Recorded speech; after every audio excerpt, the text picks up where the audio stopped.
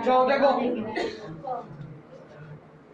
श्रेणी क्रम संयोजन में प्रतिरोधों को जोड़कर उसका समतुल्य प्रतिरोध हम लोग याद कर रहे हैं। ठीक है, तो इसमें मुख्यतः हम 3 प्रतिरोधों को जोड़ेंगे और 3 ही प्रतिरोधों पर चर्चा करेंगे। तो यहाँ पे श्रेणी क्रम संयोजन जो है, तो श्रेणी क्रम संयोजन में समतुल्य प्रतिरोध याद करना है, या हम लोग को R बराबर R1 plus R2 plus R3 सिद्ध कर देना है। अगर 2 को प्रतिरोध कहेगा तो R1 प्लस R2, 4 को कहेगा तो एक और ऐड कर लेंगे R4। ठीक है, तो यहाँ पे देखो सबसे पहले एक हम परिपथ बनाते हैं जिसमें 3 को प्रतिरोध हो।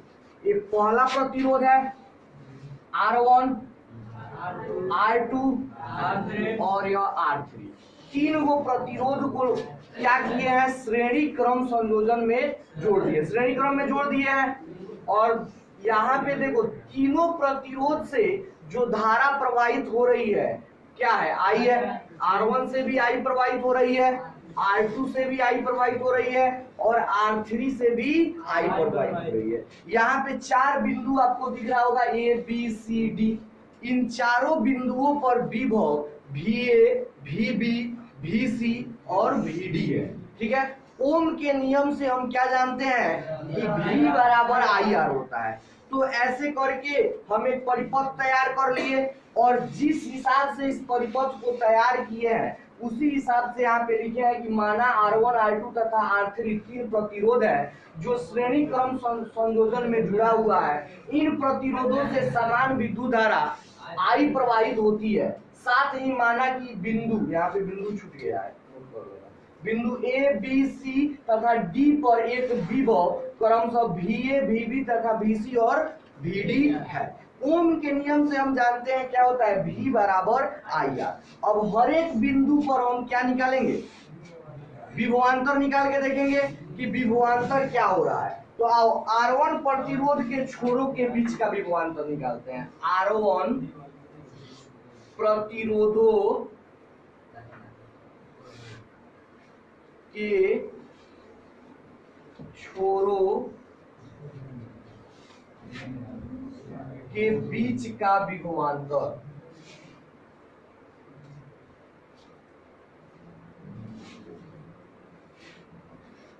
अब बताओ R1 प्रतिरोध कहाँ है, यहाँ पे है देखो, और इसके 2 छोर है, एक A है और दूसरा B है, यही ना 2 छोर है A और B। तो इन दोनों छोरों के बीच का विभवांतर क्या होगा, तो आप लोगों को विभवांतर के समय बताए थे कि 2 बिंदुओं के बीच का जो विभव का अंतर होता है उसे विभवांतर कहते हैं। तो यहाँ पे बताओ, यहाँ पे 2 को विभवांतर कौन कौन है, एक VA है और दूसरा क्या है, यानी R1 प्रतिरोधों के छोरों का बीच का विभवांतर क्या होगा, VA माइनस VB होगा ना। और बताओ यह विभवांतर है, तो विभवांतर है तो V बराबर IR, ओम का नियम फॉलो करेगा, तो ओम का नियम V बराबर IR। तो यहाँ पर भी R1 होगा क्योंकि किस प्रतिरोध का बात कर रहे हैं, पहला प्रतिरोध का। तो R1 VA माइनस VB बराबर क्या होगा, R1। इसको हम लोग मान लेते हैं समीकरण नंबर। अब दूसरे प्रतिरोध के देखेंगे, R2 प्रतिरोध का सिरा देखो कौन कौन है, B है और C है। तो ऐसे ही यहाँ पे लिखेंगे R2 प्रतिरोधों के बीच का विभवांतर, चाहे के छोरों के बीच का विभवांतर बताओ क्या होगा, VB माइनस VC। देखो तो R2 प्रतिरोध है, यहाँ पे B यहाँ पे C, तो इसी का ना जो अंतर होगा वह इसमें का विभवांतर होगा। तो VB माइनस VC। और बताओ यहाँ पे धारा तो सबसे क्या प्रवाहित हो रहा है, I ही प्रवाहित हो रहा है, और यहाँ पे R2 होगा कि नहीं, तो I R2 समीकरण नंबर क्या हो जाएगा, VB minus VC IR 2।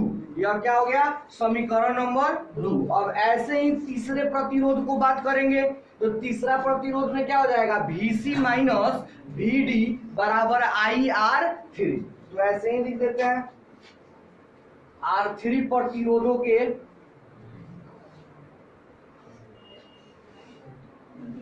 R3 प्रतिरोध के बीच का विभवांतर, यानी दोनों छोरों के जो दोनों सिरे हैं C और D, उनके बीच का विभवांतर क्या हो जाएगा? VC minus VD। VC minus VD बराबर VD बराबर IR3। समीकरण नंबर समीकरण नंबर 3। VC माइनस VD बराबर IR3 क्या हो जाएगा? समीकरण 3 हो जाएगा। अब यहाँ पे देखो तो अगर हम समीकरण 1 और 2 और 3 को जोड़ के देखते हैं कि क्या प्राप्त होता है। क्या लिख रहा है यहाँ पे? समीकरण 1, 2 और 3 को जोड़ने पर समीकरण 1, 2 और 3 को जोड़ने पर, अब तीनों को क्या करेंगे? जोड़ देंगे।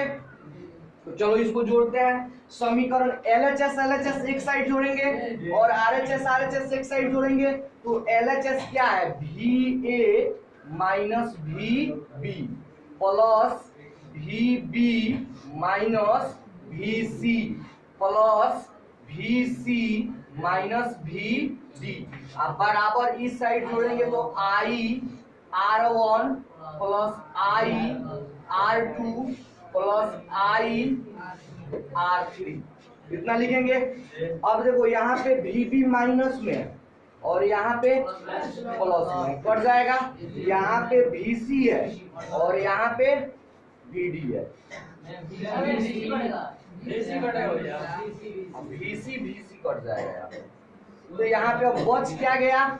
VA माइनस VD बराबर I R1 plus I R2 plus I R3 इतना बचेगा ना। चलो इसको मान लो समीकरण नंबर 4 मान लेते हैं इस चीज को। यहाँ पे क्लियर है? इतना समझ में आया?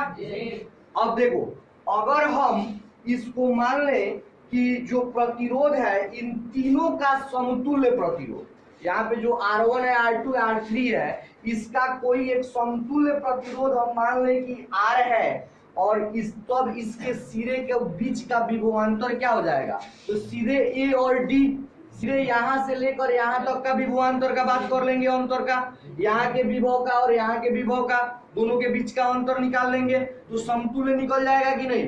तो यहाँ पे देखो इसके लिए फिगर भी ड्रॉ हम लोग कर सकते हैं कि अब यहाँ पे लिख देते हैं पहले कि यदि R1, R2 तथा R3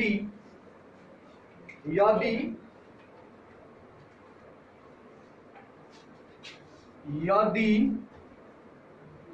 R1, R2 तथा R3 का समतुल्य प्रतिरोध R हो, क्या हो? समतुल्य प्रतिरोध R हो, तो R प्रतिरोध के सिरों के बीच का विभवांतर, तो R प्रतिरोध के सिरों के बीच का विभवांतर, इसके लिए हम चाहे तो एक फिगर भी ड्रॉ कर लेंगे। यहाँ पे फिगर मान लो कि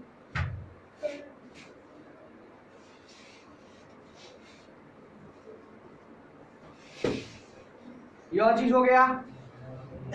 उसके बाद यहाँ पे मान लो कि बिंदु A है और समतुल्य प्रतिरोध यह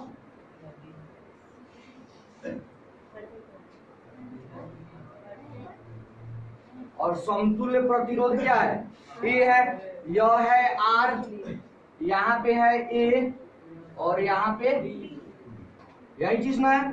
तो इसका इस तरह का यह प्लस हो गया, यह माइनस हो गया, यहाँ से आई धारा प्रवाहित हो रही है। तो बताओ यहाँ पे समतुल्य प्रतिरोध R का हम बात करेंगे तो समतुल्य प्रतिरोध R के सिरों के बीच का विभवांतर क्या होगा, VA माइनस VD होगा कि नहीं। दो विभवों के बीच का अंतर विभवांतर बराबर। अब बताओ धारा कौन सा प्रवाहित हो रहा है, यहाँ से आई धारा प्रवाहित हो रहा है और यहाँ पे प्रतिरोध क्या है, R है, R1 R2 R3 इधर था। तो I यानी कौन सी क्या यहाँ पे हो गया, IR। इसको समीकरण नंबर 5 लिख सकते हैं। अब 5 समीकरण लिखने के बाद समीकरण 5 और 4 को देखो तो समीकरण 5 और 4 को देखने पर क्या ऐसा लग रहा है कि यहाँ पे VA माइनस VD और VA माइनस BD यानी LHS और LHS क्या है, बराबर है। तो जब LHS LHS बराबर होगा तो इसका मतलब है कि RHS भी बराबर होगा। तो हम यहाँ पे लिख सकते हैं समीकरण 4 और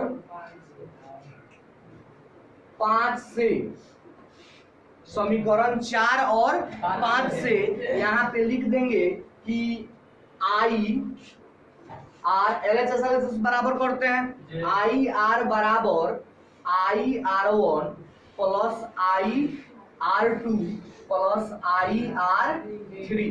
अब यहाँ पे आई आर बराबर आई सब में है तो आई कॉमन ले लेंगे, तो R1 plus R2 plus R3, आई से आई R बराबर क्या हो जाएगा, R1 plus R2 plus R3। यही चीज लाना था समतुल्य प्रतिरोध। तो यानी समतुल्य प्रतिरोध जो होगा 3 गो हो 4 गो हो, अगर कह दे कि किसी परिपथ में 3 प्रतिरोधों को, पहला प्रतिरोध 3 ओम, देखो किस तरह पहला प्रतिरोध, मान लो कि पहला प्रतिरोध 3 ओम, दूसरा प्रतिरोध 4 ओम और तीसरा प्रतिरोध 5 ओम का प्रतिरोध श्रेणी क्रम में जोड़ा गया है, तो बताइए कि इसका समतुल्य प्रतिरोध कितना होगा। तो क्या करेंगे, सीधे इसको जोड़ देंगे। समतुल्य प्रतिरोध बराबर 3 प्लस 4 प्लस 5, 4 3 7 5 7 5 12 ओम, यानी समतुल्य प्रतिरोध कितना हो जाएगा, 12 ओम हो जाएगा। अगर 4 गो कहेगा तो 4 गो को जोड़ देंगे। जैसे मान लो इसमें एक और दिया रहता कि 2 ओम हो चौथा, तो 2 ओम और क्या करते, जोड़ देते। मैं जितना, अगर 2 गो प्रतिरोध कहेगा तो दोनों को, मैं श्रेणी क्रम में कहेगा तो सीधे जोड़ देंगे, समतुल्य प्रतिरोध निकल जाएगा। बात समझ में आ रहा है। अगर परीक्षा में कहीं पूछ दे कि 2 गो प्रतिरोध को श्रेणी क्रम में जोड़ के उसके बारे में मतलब सिद्ध कीजिए, R बराबर R1 प्लस R2, 2 को पूछ देता है, तो वहां पे क्या करेंगे, हम यहीं तक लिखेंगे। कहां तक लिखेंगे, यहाँ तक ही, मैंने यहीं तक काम कर, 2 गो से काम चलाएंगे अपना, और यहाँ पे आके इसी तरह सिद्ध करेंगे। एक स्टेप को क्या कर देंगे, खत्म कर देंगे, एक स्टेप नहीं बनाएंगे। जैसे परीक्षा में सवाल करेगा वैसे हम जवाब देंगे। तो चलो इसको उतार लो, समझ में आ गया सबको, ठीक है उतारो।